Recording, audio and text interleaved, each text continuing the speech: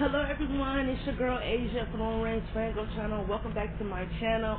So boom, I was watching this video, I want to say maybe like 2 days ago, where this girl who makes Degrassi content was looking at her subscribers' favorite Degrassi guys from least liked to most liked. And I just thought, why not make my own list of Degrassi guys that I like. I couldn't do a top 10, so I only did a top 5. And the reasoning for not doing a top 10 is because there's a lot of characters in Degrassi, specifically guys, who are very underdeveloped. I couldn't put JT on my list because I never really cared for JT's character. His death hurt me, but him alone as a character, never really cared too much for. I can't put Sav on my list. I can't put Marco on my list because Marco is okay, but I won't say he's one of my favorite Degrassi characters. Like, Marco is cool. I thought his storylines were really great. Like, for him to be the first, like, gay Degrassi guy, I thought his storylines were really good. But I do agree with the girl when she said they did make Marco a little boy crazy. I feel like they made him boy crazy once he came out. When he was in the closet, not as much. When he was in the closet, Marco had a lot of good storylines. But once he came out, they did make him boy crazy. He was either trying to do things with Tim, or it was just always Dylan. So yeah, I can't really put Marco on my list because outside of the good storylines that Marco has, what's the reason for him being on my list? Like, before I get into my list, I'm explaining to you that the guys who are on her list, I'm going to give y'all reasons why they are not on mine. So, I do know Sav was on there. I don't care for Sav at all. Never really cared for him. If there's anyone on the list that was on the list, they're on mine, so I'm not going to mention their names. But for the ones that I just don't care for, like Marco is okay, but again, like I said, he's not one of my favorite characters. And Spinner,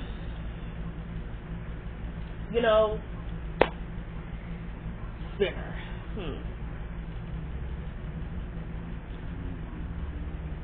I'm gonna say this. Spinner isn't on my list because the earlier seasons for Spinner, he was really a fucking jerk. And then I will say once Spinner got older, he definitely became more likable, but he didn't get any storylines. Spinner was a good boyfriend to Jane. He was a good boyfriend to Paige up until, he was doing what he was doing with Manny.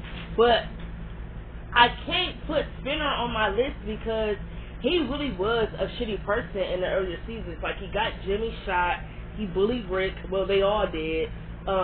He the reason why the whole school pow thing happened. So I can't really put Spinner on my list because it's like, you know what? Outside of him having a good relationship and then finally becoming a good character in the earlier seasons, why else would I be putting him on my fucking list? And y'all might be saying, oh, that's controversy. I really don't give a shit how y'all feel. Spinner isn't on my list because when you rewatch the show, there's a ton of things you look at different. Like JT. Why the fuck am I putting JT on my list? I never really cared for him. I never, ever cared for JT's character. Like, he was just the cool guy. He was just the funny guy. He never got any storylines for us to really, like, his home life or nothing. We didn't really get to see much other than when Liberty got pregnant. Liberty chased this nigga. JT faked being gay just so Liberty get off his ass. I will agree with her on that. This whole thing with her saying, oh, the fans like to romanticize JT and Liberty's relationship. She mean her, right? Because I am able to say that when I was younger, I definitely thought that JT and Liberty should have been in-game. But looking at it now that I'm 22 years old, they fucking should have they shouldn't even be in a relationship, period. There's nothing cute about Liberty being a pick-me. She literally chased JT like, she chased this nigga. I'm talking about, because they were like in what? 7th grade? She chased him. Finally got with him, got pregnant, and he died. I don't understand. I definitely feel like they could have put Liberty with somebody else. They could have gave her a love story with anybody else. If her whole type was like white guys and, you know, they were going with, you know, we want to do an interracial couple, they could have put Liberty with anybody else. They could have gave her a real love story. Like, I am someone who can say, and I know this is about the guys list, but, you know, we're going to go on fire rants because that's what I do. I will say this. I definitely feel like the show, you know what? I'm actually going to mention this, but I actually do want to make a video about black characters because my sister brought it up for me to do a video about it, and you know what? The more and more I look at Degrassi when I watch it, I do want to address it. But I will say this about Liberty. I feel like the show treated Liberty like she was ugly. Definitely, I'm going to say that 100%. That even though I love this show, I definitely feel like the show treated her like the ugly duckling. And I feel like they could have done more to see what is Liberty's personality other than perfect work ethic. I will say that. Who is the other guys on this list? I don't care for Dylan, Paige's brothers, never cared for him. Peter, Peter should never been a main character to me. He should have just been someone who was a plot device for Manny's story. That's it. Luke, Becky's brother, I mean, come on, this nigga S.A. Zoe. Why is he even on this list? Who else was on the list? Jimmy, never really cared for Jimmy's character. I never gave a fuck about Jimmy's character. Never, ever. Never cared. I think that's it for all the guys that she put on the list, that her subscribers put on the list that they liked or whatever. I don't care for none of those characters. Now, on to my list. Now, there was someone I forgot to put on this list, and you know what? I'm going to just say them, you know. Coming at number 6 is going to be Campbell Sanders. Now, some of y'all going to say, oh, how was Cam on this list? Well, this is my top 6 favorite guys from Degrassi. So, I put Cam at the bottom because, actually, I'm thinking, no, Cam is fine. I put Cam at the bottom because Cam only had one season on the show. And, you know, I definitely feel like season 12 for Degrassi, was definitely like a season that was like really wrapped around him and his character. And I thought just for the short amount of time that Cam was really on the show, he was such a fantastic character, like such a fantastic character. And you know what? I fucking love Cam. I'm going to always have love for Cam. And you know what? His storyline really resonated with me from someone who was there, you know, in a depression spot and, you know, considering suicide and everything like that. I really appreciate the Cam storyline. Like, I really, really, really, really, really appreciate it. Like, whew, I'm like getting kind of emotional just speaking about it because, you know, the Cam storyline did a lot, and I feel like the show needed to do something that wrapped around suicide or, you know, mental health for men or mental health for boys, because I feel like the world try to make it feel like it's only women who go through it. And I think the reason why they feel like men don't go through it is because men don't want to show that they're hurting. And I feel like it's time for us to cut that facade. Men hurt, they just don't show it, and they need to learn that it's okay to cry. It's okay to feel like you're down in the gutter. It's okay. No one's going to judge you. You are a human. You are not a fucking robot. There's no reason for you to walk around and pretend like you don't feel things. There's no reason, because all that shit is doing is making it worse. So yes, Cam deserves to be on this list because he had a fantastic storyline, even though it was only for one season. He acted his ass off. And for those who say, oh, they can't put him on a list because such and such, it's bullshit. It really is, because how many fucking characters can you say they only had one season and really, like, they, like, left their mark? Like, not a lot of characters, for real, for real. But, yeah, that's just how I feel. Cam definitely comes at number 6.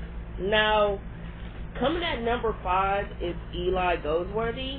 Now, somebody will say, oh, Eli being at number 5 is crazy because it's like all the way at the bottom. I could have put him at number 6, but I feel like, you know what, Eli was here at Degrassi a little longer than Cam. He didn't have one season, and you know what, I fuck with Eli. I do. The only reason why Eli is at number 5 is because there's just characters I love more than Eli. It has to do because he's overrated or whatever. And people like to say, "Oh, Eli's overrated." That's your opinion. That's your opinion. If you feel like Eli was only in the show for like 3 seasons, so yeah, 3 seasons. I thought Eli was a great character, like a fantastic character. I will say this: if there's one thing about his character I wish they would have done more, is try to keep him apart from Claire a little bit. And some of you will say, "Oh, they did that in season 11 and 12." I guess you could say that, kinda. That's what you believe. Then kinda. If you feel like the show really tried to separate him and Claire, then okay. I mean, yeah, he had the whole theater thing and wanted to do stories and such, but it's like, I mean, like, actually take time apart for us to get to know Eli's character a little bit more. Like, something they could have did more with Eli's character is go deep into his bipolar. Like, I thought that was always a storyline that they did not do well. And I know I was supposed to make a video about that a long time ago, but I totally forgot because I was supposed to watch the episode where he was with Imogen, and you know what? I don't need to watch those episodes to know that they executed his bipolar in a really bad way, because I remember, and the way they just addressed his bipolar, I'm not a fan. Like, I didn't like how, you know, back then when Craig had bipolar, it made sense that they didn't address it in like a stigma way. That, oh, Craig is crazy, da da da. With Eli, they represented his bipolar in a stigma way. Like, oh, if you do anything, it's gonna make him go nuts or whatever. And I just was just not a fan of that. Like, his bipolar storyline was definitely something. His bipolar storyline was definitely something they could have executed a little bit more of, and they could have written a little bit better. But you know what? This is Degrassi we talk about. They either A, forgot that Eli even had bipolar, or B, they didn't give a fuck about it. Because you don't even, the next time you even mentioned that Eli even had bipolar was in season 12 when he started having dreams about Cam. And that's about it. Like, I feel like the show forgot he even had bipolar. And you know what? That is what it is. But like I said, I like Eli. I love his character a lot. I fuck with him. I just wish they just would have separated him with Claire a little bit more. Like, told more storylines with just his character alone. No relation. Like, they didn't. Not every storyline he had to be because he's in a relationship with Claire. They could have did more individual storylines with Eli. Like, even in season 11, with him finally, like, knowing that he had bipolar, in season 11, the whole storyline was still about Claire. It was still about getting her back and all of that. Like, they could have just separated that. Like, they could have just did stuff where Eli just did not feel like his stuff because he's taking these pills, these antidepressants, that makes him feel like a zombie. He feels dead inside. Like, they could have did something where he was either becoming suicidal or he was self-harming. Like, they could have did more, and they didn't, and I'm irritated. So yeah, the only time I really could not stand Eli's character is in season 11. The whole obsession thing with Claire, that got annoying and irritating real quick and real fast. Like, I was so over it. Like, I was so over him being obsessed with Claire. Like, the shit was so fucking annoying. Like, they could have just did anything else. Like I said, anything else would have been better. Like I said, with antidepressants, making him more depressed, or, you know, like I said, making him suicidal. Like, they could have did more. Instead, they try to make this whole, this show just made him obsessed with Claire, and they try to make it seem like, oh, if he get her back, then he'll be fine. I do feel like they try to romanticize his mental health, but y'all not ready for that conversation. If y'all want to make a video about that, let me know, because I would love to tell y'all why I feel like they romanticize his mental health. I can get into it right now, but just let me know if y'all want to make a video about that. You feel me? And when Claire was pregnant. Like, if anything, they made everybody's character insufferable when Claire was pregnant. Like, Eli was just, you know what? I ain't gonna get on Eli's ass too bad because actually he had a reason to be upset with Claire. But it's like, bro, they only brought his character back for that storyline, and then they didn't do a lot. It's like, Eli, how can you was just mad that she was just pregnant with Drew's baby that you thought. Now all of a sudden you find out it's your child.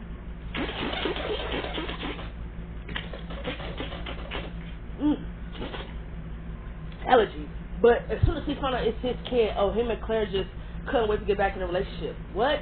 That's like bad writing to me. That don't even make sense. Because it's like,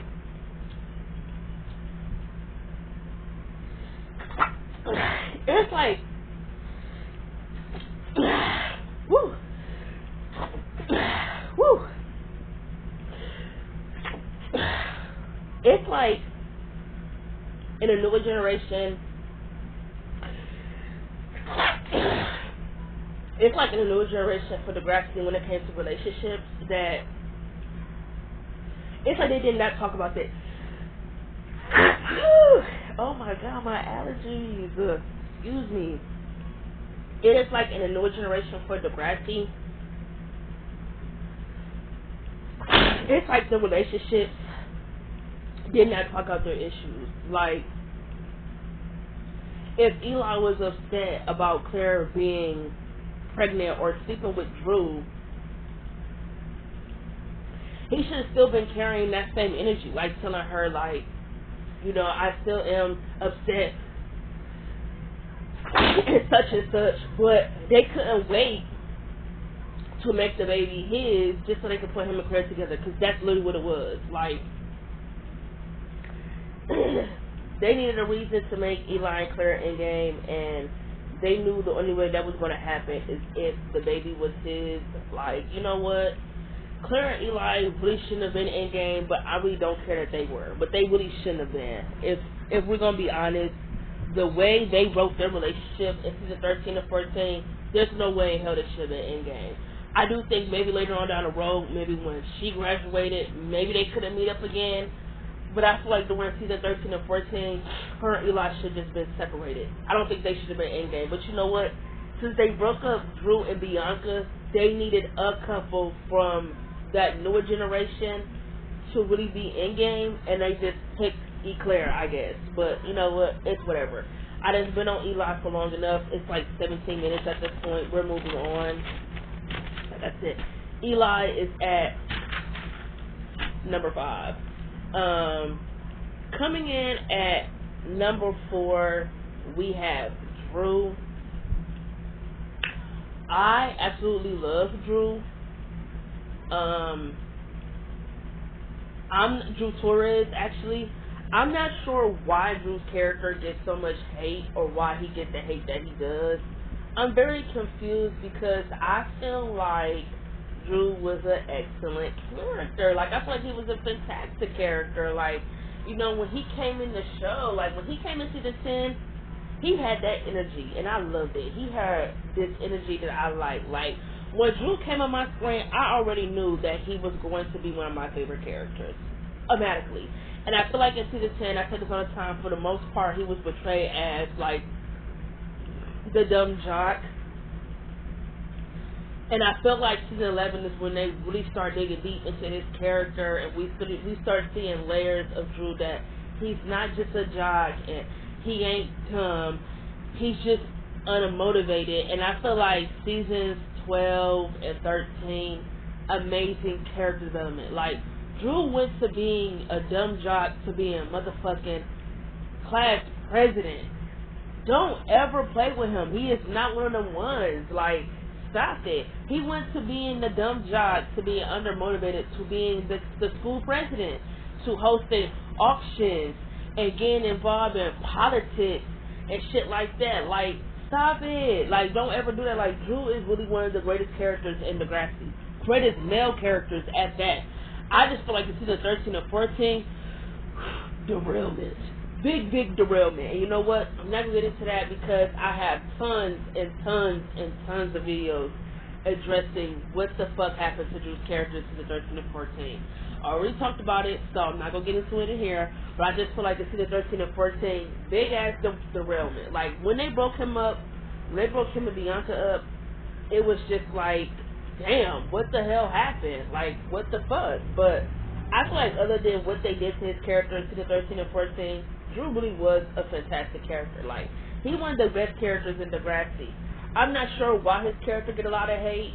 I really wish someone could explain to me, because it's always, oh, he was a fuckboy and and all the other shit. It's like, please, I'm never gonna not like somebody's character because they're a fuckboy.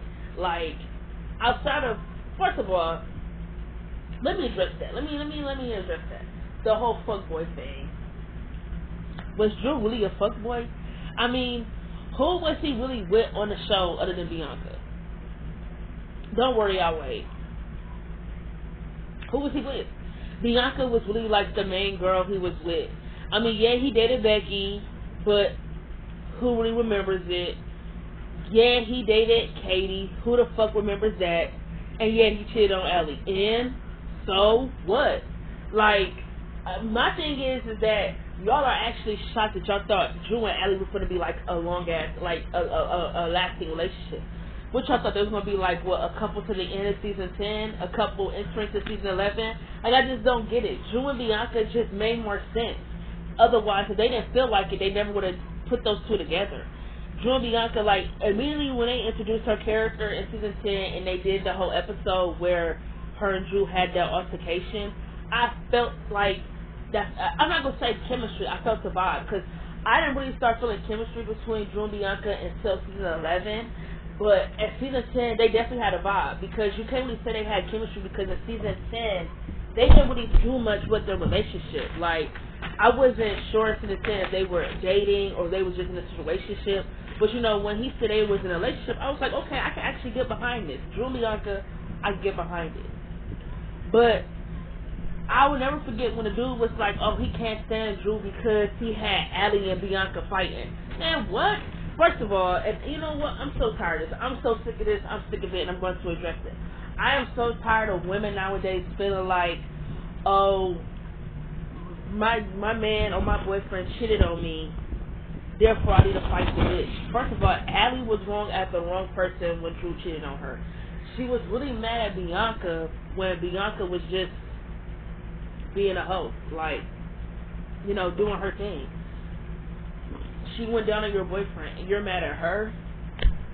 Why are you mad at her? Why? Why are you mad at her? She's the other woman.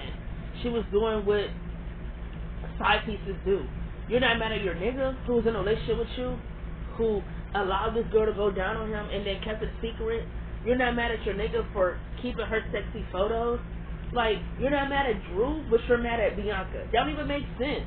Allie got into that fight with Bianca because she thought it was smart to take her sexy photos on Bianca's phone and then upload them, airdrop them to the entire school, which is display of child pornography. Allie should have got suspended or expelled. Why? How come nobody never talk about that? It's always, oh, he had them bitches fighting. No. Bianca and Allie were not fighting over Drew. They was fighting because she uploaded her news. The fuck? Like, if you're going to say what they was fighting about, make sure you know what the fuck they're fighting. Make sure you know what they're fighting about, because they was not fighting about Drew. The fuck? Because as far as I'm concerned, nobody told Allie she had to take Drew back after he cheated on her. The fuck? Nobody. She didn't have to take that nigga back. The hell? She chose to take him back, knowing what was going to happen when she took him back. So, I'm just confused, but this whole, oh, Drew is a fuckboy thing, I don't know where that comes from, because it's bullshit. But you know what, Drew Torres? I fuck with you. You come at number 4 because your ass deserves to be on this list, okay? Drew deserves to be on this list. He wasn't even on that girl's list. His name didn't even make the run. Adam's name did. Adam, don't get me wrong, I love Adam, but he did not have a lot of development compared to Drew. His character really didn't do shit on the show. Even though he had some good episodes, they always forgot that Adam was even on the show. So we're not even going to do that. Adam made the list, but Drew didn't. Man, get the fuck out of here. Stop it. This disrespect on Drew's name needs to stop. It needs to come to an end. It's come on now. Like at this point, y'all just need to cut it. Like it's just at this point, it's just a little fucking ridiculous. But you know what? Whatever. Coming at number 3 is Sean Cameron. Now I had to make a choice. Like if I was going to put anybody that was a guy from the OG era, it had to be Sean. I'm sorry. Sean, to me, actually, 2 of my favorite guys from the OG era is actually on this list. Because I know you're going to say, oh my God, all your list is really all the guys from the new generation. We're not going to do that. Because if I had to pick 2 people from the OG era, they are on this list because they were my favorite male characters. Like, all them other OG characters, like I said, I didn't really care for Marco. Spinner is a little iffy with me because he was really a jackass in the earlier seasons. And when he got older, he didn't really have a lot of storylines. He just was there. Never cared for Jimmy's character. Don't care for JT. Don't even know why Jay was even on the list. Jay was grown as fuck and he got expelled. So that's that. But I feel like Sean deserves to be on this list. The only thing that irritates me with Sean's character is that I feel like when it comes to OG guys from the OG era, I definitely feel like he did not get enough. Like, there's, like, when I watched the OG era, there are so many storylines with Sean I really wanted to see. So many storylines. There's, like, so many storylines with Sean I really wanted to see. And I feel like in some seasons, you totally forget Sean is even on the show because they didn't show him a lot. Like, I feel like in season 3, he should have got more screen time. Like, season 3, I guess you could say, is like when he was entering his bad boy era, like when him and Emma broke up, he started hanging out with Jay and them. They could have done more. Like, they could have showed his character a little bit more. But instead, they didn't show his character and give him individual storylines. They threw him in a relationship with Ellie, and I feel like, okay, that's cool and all, but they could have done more with his character. Season 4, they didn't do a lot with his character. He was just in a relationship with Ellie. They gave him that one episode in season 4 after the school shooting, which I really do like. That I feel like nobody talks about. I feel like the actor who plays Sean definitely did a good job when it came to his scenes. Like, him just showing the anger and the sadness that he had with just his parents booting him off and just like completely abandoning him, and then him thinking that he might have killed Rick. All of it was great. I feel like regardless of Sean not getting a lot of character development in the way I would have written him, he still deserves to be on this list because Sean is like that OG bad boy. He's just so he's so fun. I love him. He was always running down for Emma. Him and Emma was so cute. Definitely should have been in game.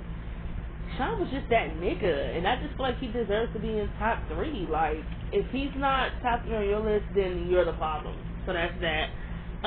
Coming in at number 2 is Miles Hollingsworth. Y'all know I love Miles. Like, Miles is so... First of all, Miles is so fine. The height, the everything... I fucking love Miles. His character development, his storylines, like top tier. Like, if we don't be 100, Miles in the newer generation, basically he carried Degrassi. I don't give a fuck how y'all feel. Like, season 13 through next class, he carried that platform. Because he really was like the only guy from the classes who had a lot of good storylines to his name. And I feel like when he came in season 13, he left a mark on me. Like, Miles Hollingsworth is going to always have a chokehold on me. Like, he just had that energy, that vibe that I really fuck with. I fuck with Miles' character. He had some great-ass storylines. Whether it was him doing... It didn't matter what Miles was doing. His drug storyline or everything with his dad or the whole back and forth with him and Tristan, the relationship, everything with him and Maya, the whole love triangle with Maya, him and Zig. Like, he had some good-ass storylines. Like, Miles was such a good character. Like, he is such a fantastic character. And I know some fans hate him, and I know some fans don't really care for him. But I feel like If y'all don't like Miles, y'all need to go back and watch the 13 through next class. And that's just one period. Because he definitely is one of the ones. He is definitely one of the greatest male characters on the show. He is one of the greatest actors on the show. Like, stop it. Like, don't even do that. But that's just how I feel. Miles is on my list because I like Miles. If he's not on your list, that's y'all. But me personally, he's on my list because I fuck with him. So that's just that.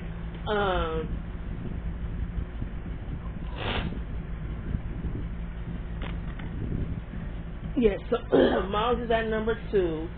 And then coming at number 1 is none other than Craig Manning. I mean, I'm not going to spend too much time gassing Craig up, but those who feel like, oh, you're toxic if you put Craig on your list, no, I'm not a toxic person, nor did I think Craig was toxic.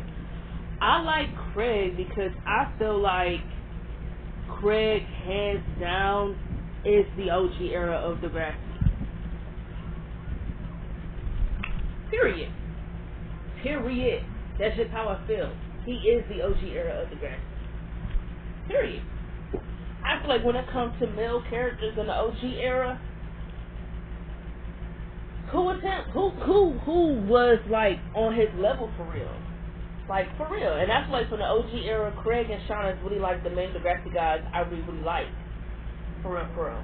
I can't really say too much about the others. Like I can't really say I like the other ones all like that. But I do know Craig, I love him. He had some of the greatest storylines ever. I do feel like he left the show too quick. I wish he would have stayed, but regardless of his time being on the show, Craig definitely has some good ass storylines. All his relationships always had interesting storylines. Like, y'all be so quick to say, oh, he treated Ashley like shit. He cheated on her when they first started dating, but when they got together the second time, he was loyal as fuck to her, and she was the one who cheated on him. Am I not wrong?